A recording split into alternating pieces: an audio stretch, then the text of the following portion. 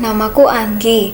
Pada video ini, saya akan berbagi informasi tentang salah satu tokoh bangsa Indonesia, yaitu Raden Suprapto. Raden Suprapto adalah anak dari Raden Hadiwiloyo yang lahir di Trenggalek pada tanggal 27 Maret 1897. Berbeda dengan sang ayah yang bekerja di perpajakan, minat Suprapto adalah di bidang hukum. Usai menamatkan European Legal School atau ELC pada tahun 1914, Suprapto melanjutkan studinya ke Sekolah Hakim, Rand School, di Batavia, dan berhasil menyelesaikan pada tahun 1920. Kemudian, beliau memilih langsung berkarir dan tak melanjutkan studi ke perguruan tinggi, sehingga Raden Suprapto tak menyandang gelar Mistir in de Rechten atau MR. Kiprah Suprapto dimulai sebagai pejabat yang diperbantukan di Landrat atau Pengadilan untuk Bumi Putra, sebagai hakim dan mengabdi di berbagai kota di Indonesia, seperti Surabaya, Semarang, Bandung, hingga Cirebon. Pada bulan Januari tahun 1951 hingga 1959, Raden Suprapto dipercaya menjabat sebagai Jaksa Agung yang keempat pada masa itu, menggantikan Mr. Tirtawinata. Pada masa itu, jabatan Jaksa Agung ditempatkan di bawah koordinasi Menteri Kehakiman. Beliau dikenal seorang yang mencintai dan dicintai warga Adiaksa, disegani kawan maupun lawan. Selama ke-9 tahun, terasa sekali keberanian kejaksaan dalam mengusut perkara-perkara kejahatan, politik, dan korupsi.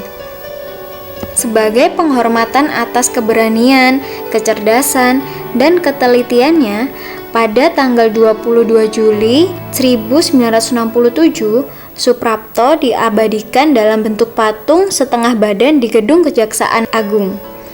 Pria yang meninggal di Jakarta pada tanggal 2 Desember tahun 1964 itu pun disebut sebagai Bapak Kejaksaan Republik Indonesia. Ada suatu kisah yang menggambarkan betapa adil dan profesionalnya Bapak Suprapto sebagai seorang penegak hukum. Sore itu, Bapak Suprapto sedang menemani salah satu seorang anaknya yang bernama Susanto sedang bermain bola dengan kawan-kawannya di halaman rumah. Ketika asik bermain, tendangan Susanto meleset meluncur ke jalan mengenai tukang becak yang sedang melaju di depan rumahnya. Si pengemudi becak kaget dan becak pun terguling. Sontak, pengemudi dan 3 penumpangnya terjatuh. Pertengkaran pun terjadi antara si bapak becak dan anak-anak. Si abang becak menuduh Susanto dan kawan-kawannya yang menyebabkan kecelakaan hingga penumpangnya terluka. Ia pun meminta ganti rugi. Susanto dan kawan-kawannya tak terima. Mereka bersikeras tak bersalah karena hanya bermain-main dan tak sengaja mengakibatkan kecelakaan. Pak Prapto yang sedari tadi memerhatikan pertengkaran itu lantas mendatangi mereka dan melerai pertengkaran. Tanpa ragu, ia menyuruh Susanto meminta maaf dan membayar ganti rugi kepada si bang becak dan mengharuskan memberikan biaya pengobatan bagi ketiga penumpang becak.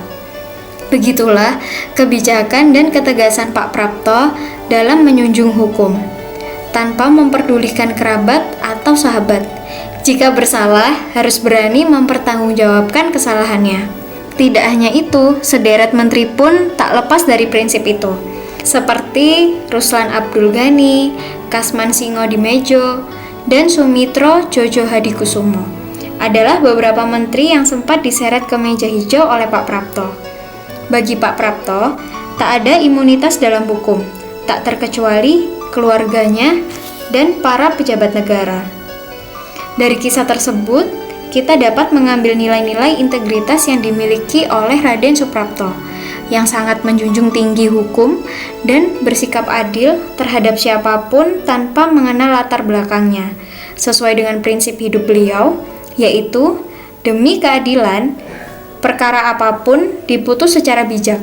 Pihak yang bersalah harus dihukum setimpal. Terima kasih.